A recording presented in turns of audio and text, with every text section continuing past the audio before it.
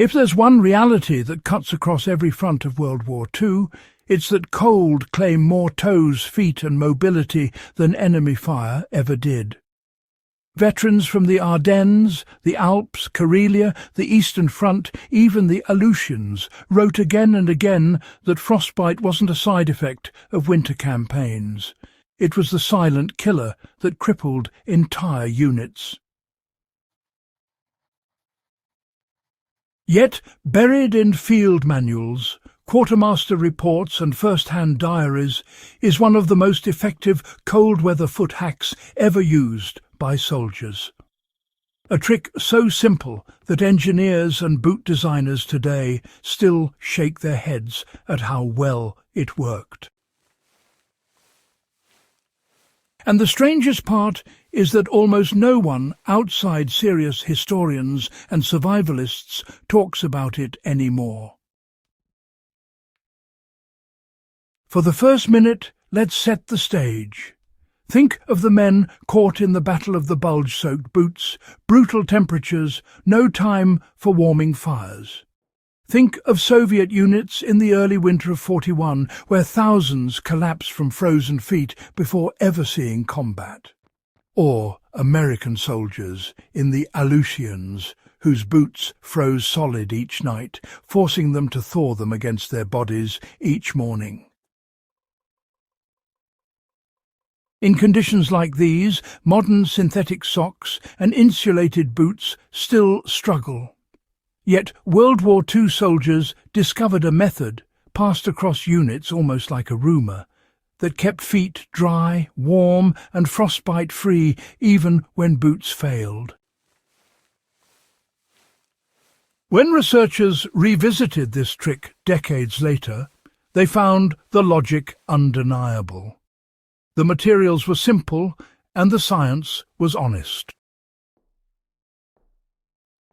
The method insulated feet from moisture, slowed heat loss, and created a microenvironment inside the boot that stayed warm, even when the leather shell was nearly frozen stiff.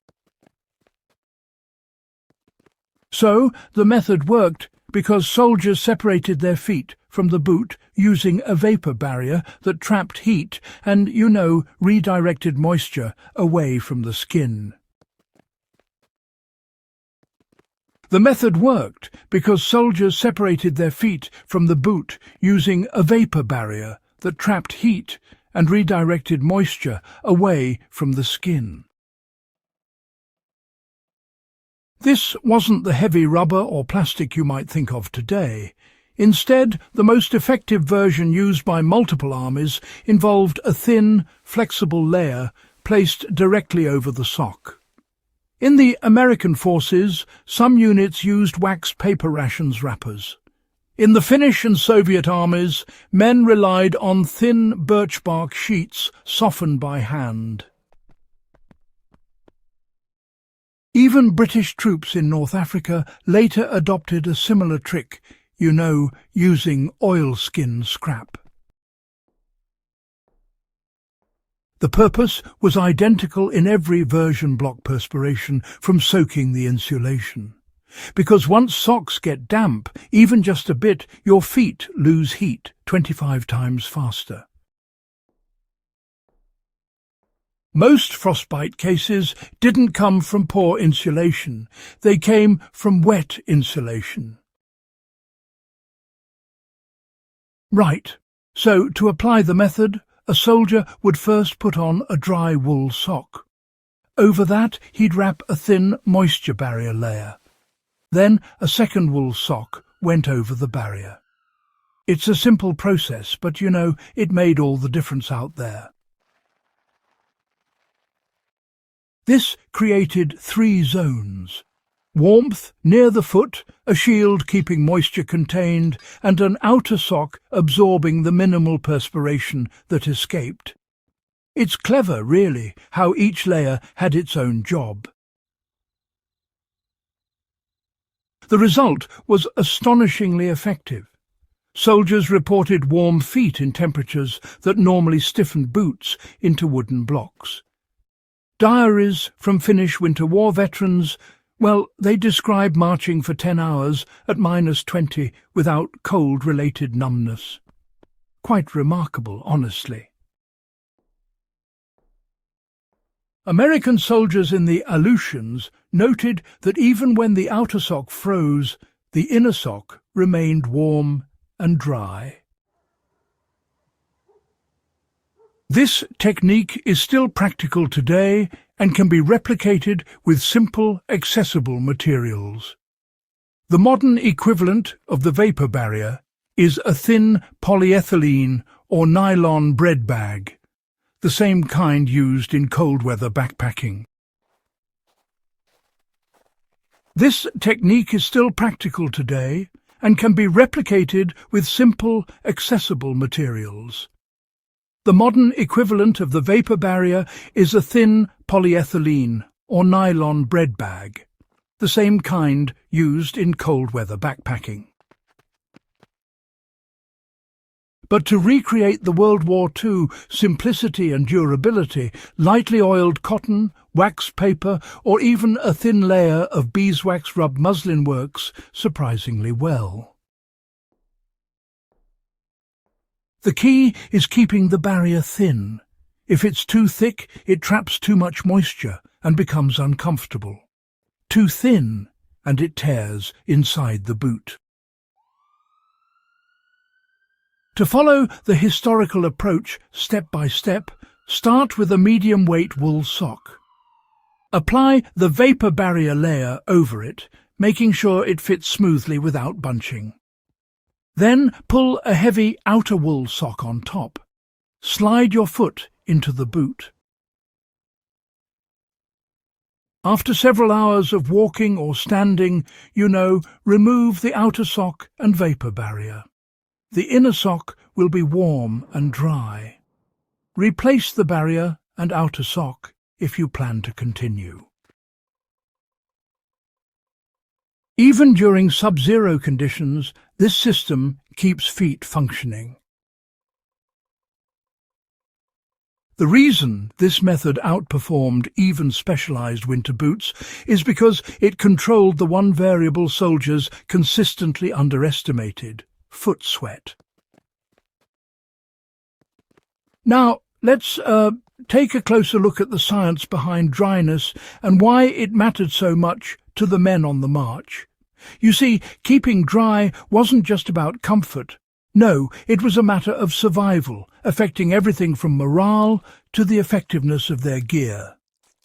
Over the years, armies learned, sometimes the hard way, that even the smallest details like moisture management could make all the difference. So, as we wrap up, remember, behind every dry foot was a bit of science, a dash of ingenuity, and a whole lot of determination. A marching soldier produces as much as a quarter cup of moisture per foot every day. It's quite a lot when you think about it, and it really adds up over time. Without a barrier, that sweat saturates wool, leather, felt, and even modern synthetics.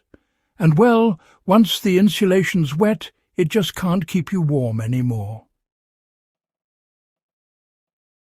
Researchers studying World War II frostbite cases found that the most severe injuries happened in boots that were well insulated but wet. Conversely, soldiers who used primitive barriers, ration wrappers, birch bark, oiled cloth, had drastically reduced frostbite rates.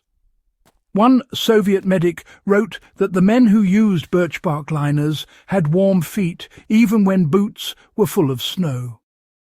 British soldiers in Norway wrote that their feet stayed warm in a boot that should have frozen them solid. This wasn't superstition. It was physiology.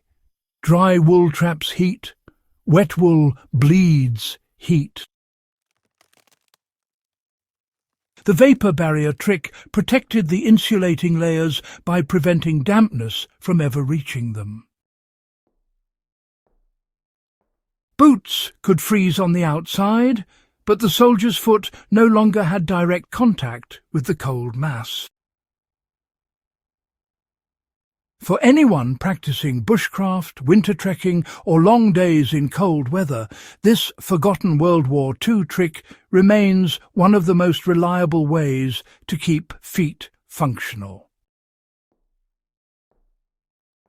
You can apply it while hunting, during cold weather survival training, or even while working in snow or muddy conditions.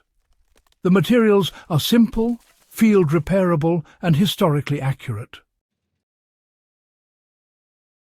And unlike bulky insulated boots, this method works inside any footwear, making it useful even for emergency kits. The method survived World War II because it worked, then faded from common knowledge because synthetic materials overshadowed old fieldcraft. But the science behind it never stopped being true. For survivalists, historians, and anyone who takes cold seriously, this lost technique still protects the one part of the body you can't afford to lose in winter: your feet. If you want more deep dives into lost wartime tricks, forgotten fieldcraft, and the historical methods that still outperform modern gear, make sure to subscribe, share this video, and help keep these lessons alive for the next generation of enthusiasts.